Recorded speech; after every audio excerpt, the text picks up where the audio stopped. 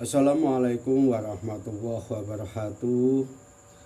Bismillah, alhamdulillah, wa ni'matillah, wa la hawla wa la quwata illa billah. Inna allaha ma'alladzina amanu taqu walladzina muksibuna yukipunahum haku billahi wal khaitu alaika mahabbatan inna uliku bil khairi lasati tamma ba'du. Salam tetepangan malih para kadang kinasih ingkang tansah kawula tresnani. Mugi-mugi wonten ing kesempatan punika kula lan panjenengan sami tansah diparingi sehat wal afiat boten mawi alangan satunggal punapa-punapa. Tansah pinaringan rezeki ingkang kalal nggih kathah barokah fitini wa dunya ilal akhirah. Lan punapa ingkang dados raos manah kula lan panjenengan sami. Mugi-mugi enggal tansah dipun kabulaken dening Allah Subhanahu wa taala. Amin amin ya rabbal alamin. Dateng mriki kalau badhe medharake nggih punika babagan ama sawah ingkang sakniki nembe merajalela nggih punika ama tikus. Dan di sini tikus pergi tanpa racun, cara spiritual kejawen melindungi tanamannya dari hama penyakit tikus. Nah, dalam pandangan kejawen tikus bukan sekedar hama, ia dipercaya sebagai makhluk titipan alam yang muncul ketika keseimbangan energi sawah terganggu.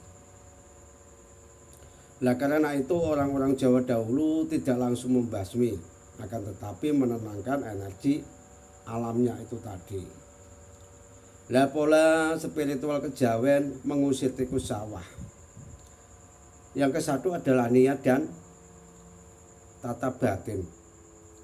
Yang kesatu adalah niat dan tata batin. Lah, caranya di mana? Caranya datang ke sawah di waktu pagi atau menjelang maghrib. Berdiri sejenak, tarik napas, lalu ucapan dalam hati, aku titip sawah ini untuk kehidupan, bukan untuk perusakan. Nah, niat ini dipercaya sebagai pembuka komunikasi dengan batin dan alam. Nah, niat ini dipercaya sebagai pembuka komunikasi batin dengan alam. Itu yang kesatu. Dan yang kedua adalah sesaji alam sederhana. Letakkan di sudut sawah segenggam beras. Nah, segenggam garam kasar, terus kasih air putih. Nah, semua itu bukan untuk disembah, akan tetapi sebagai tanda permisi pada makhluk alam agar tidak mengganggu. Jadi yang kedua itu adalah sesaji alam sederhana. Nah, bagaimana caranya? Yaitu tadi letakkan di sudut sawah segenggam beras. Segenggam beras ditaruh di sudut-sudut sawah. Kalau sawahnya persegi 4 itu di sudut 4 itu tadi.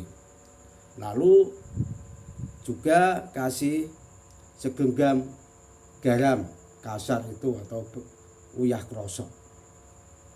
Dan di situ juga ada dikasih air putih. Entah itu 1 botol aqua literan kecil-kecil itu bisa juga. Nah, semua itu bukan disembah, akan tetapi tanda permisi pada makhluk alam agar tidak mengganggu itu tadi. Itu yang kedua. Nah, yang keempat adalah ucapan pamitan. Ini paling penting. Jadi kita ucapkan pelan-pelan. Nah, begini caranya. Sing padha manggon ana kene, monggo pindah. Iki dudu papan panggonanmu. Sing artinya yang tinggal di sini silakan pergi, ini bukan tempatmu. Dalam kejawen kata-kata adalah doa, bukan sekedar suara.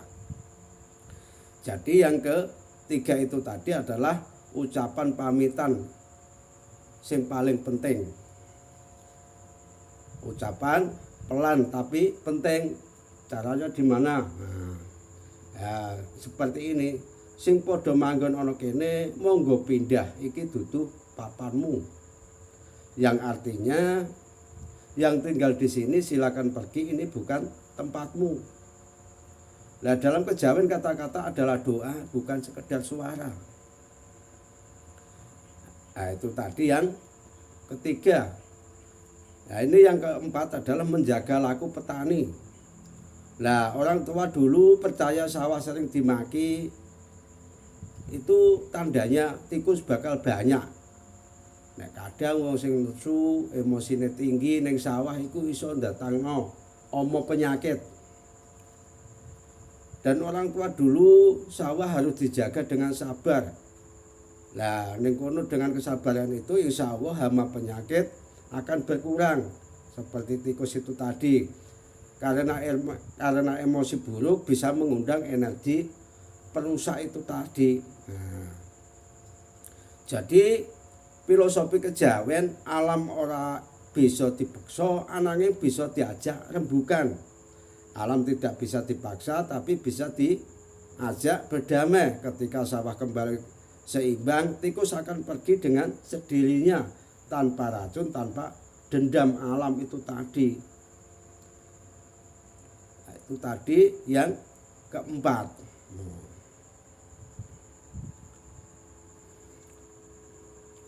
Ada juga penangkal dari hama tikus itu ada.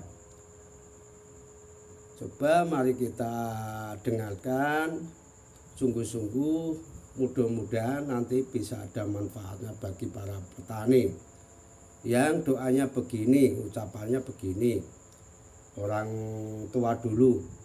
Bismillahirrahmanirrahim. Wong bagus wong ayu nek wis roh rasane gek balio ning asal usulmu. Saya ulangi lagi. Bismillahirrahmanirrahim.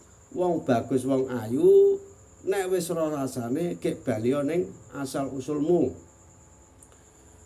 Saka segara balio ning segara welas asiya marang wong tani kaya aku iki ben weruh rasane arep tak gawe nguripi anak putuku. Lah nyoh iki tak sangoni uyah atau garam. Saya ulangi lagi. Ini penangkal dari hama tikus. Bismillahirrahmanirrahim. Kita ambil segenggam garam, lalu kita bacakan doa ini. Wong bagus, wong ayu nek wis ora rasane gek balio ning asal usulmu. Saka segara balio ning segara, welas asih marang wong tani kaya aku. Ben weruh rasane arep tak gawe nguripi anak putuku. Nyoh tak sangoni garam utawa uyah. Lah doa kuno warisan Jawa iki dulu para petani Jawa tidak hanya mengandalkan kerja keras dan pengalaman dalam mengelola sawah atau ladang. Jadi dulu para petani wong Jawa tidak hanya mengandalkan kerja keras dan pengalaman dalam mengelola ladang atau sawah. Mereka juga memanjatkan doa-doa sebagai bentuk ikhtiar batin agar tanaman tetap subur dan terlindung dari gangguan hama termasuk tikus. Nah, bagi masyarakat Jawa, doa bukan sekedar ucapan tetapi wujud harapan kepada Gusti Allah agar hasil panen diberi keselamatan, keberkahan dan hasil yang melimpah. Jadi dulu para petani Jawa tidak hanya mengandalkan kerja keras dan tidak hanya mengandalkan pengalaman dalam mengelola ladang sawah. Lah, orang dulu juga mereka memanjatkan doa-doa sebagai bentuk ikhtiar batin agar tanaman tetap subur dan terlindung dari gangguan hama termasuk hama tikus. Lah, bagi masyarakat Jawa, doa bukan sekedar ucapan akan tetapi wujud harapan kepada Gusti Allah agar hasil panen diberi keselamatan, keberkahan dan hasil yang melimpah.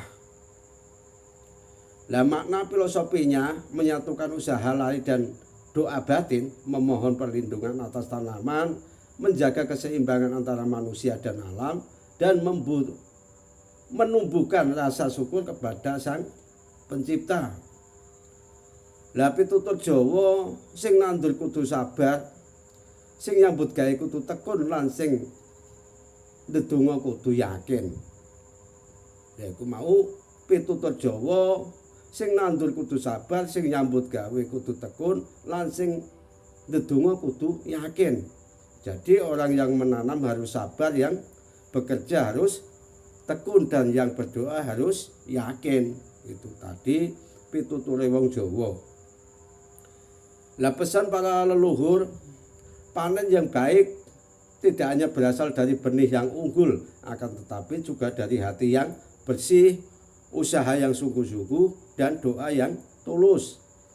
Semoga semua bapak petani di tahun ini harapannya bisa kaleksanan dan punapa ingkang dados saose manah cita-citane panen melimpah berkah kanggo sedayanipun.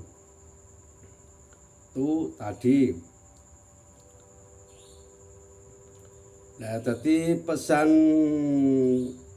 bagi semuanya, saudara-saudaraku, yen batine manungsa kebacut rusak ora bisa didandani. Mung nganggo akeh aturan kejaba ana pengendaline saka jero atine dhewe. Dadi yen batine manungsa kebacut rusak ora bakal bisa didandani mung nganggo akeh aturan kejaba ana pengendalian saka sakjerone atine dhewe. Lah manungsa bisa apal pirang-pirang pitutur lan larangan, ananging yen hawa nepsu dadi raja, akal mung dadi abdi sing manut tanpa daya. Iku pesanku kanggo sedayanipun. Dadi yen batin manungsa kebacut rusak ora bakal iso didandani mung nganggo akeh aturan kejaba ana pengendali saka jero atine dhewe. Lah manungsa bisa apal pirang-pirang pitutur lan larangan, ananging yen hawa nepsu dadi raja, akal mung dadi abdi sing manut tanpa daya. Yen pakulinan ala wis dadi watak, aturan mung dadi tulisan sing diwaca tanpa rasa. Dadi rusake urip asing dudu mergo kurang dalan, ananging mergo ati sing wis ora gelem nerima pepadang. Dadi yen pakulinane ala wis dadi watak, aturan mung dadi tulisan sing diwaca tanpa rasa. Lah rusake urip asing dudu amarga kurang dalan, ananging mergo ati sing wis ora gelem nerima pepadang. Lah sing sejati bisa mbangun awake dhewe dudu mergo ukuman utawa tumpukan utawa aturan, ananging ati sing isih urip nuranine. Dadi menungsa bisa apal pirang-pirang pitutur lan larangan, ananging yen hawa nepsune iku dadi raja, wis kabeh iku mung dadi abdi. Awak, pikiran, akal iku mau dadi abdi sing manut tanpa daya. Mula kabeh iku mau kudu disinaoni nganggo rasa saora-orane. Manungsa iki kudune kepiye tata carane urip ning pedesaan utawa desa, kudune unggah-ungguh tata krama, andhap pasor, sopan santun iku kudu dijaga. Soale awak dhewe iki wong Jawa. Kabeh-kabeh pitutur iki pitutur ora kok ari seka wong iku penggihane angon bebek, wong iku penggihane angon wedhus, ning nek pituture luhur utawa dirasakake mantep ana ing manah, monggo dipun nggo. Yen ora cocok ya monggo dipun icalake utawa dibuak wae.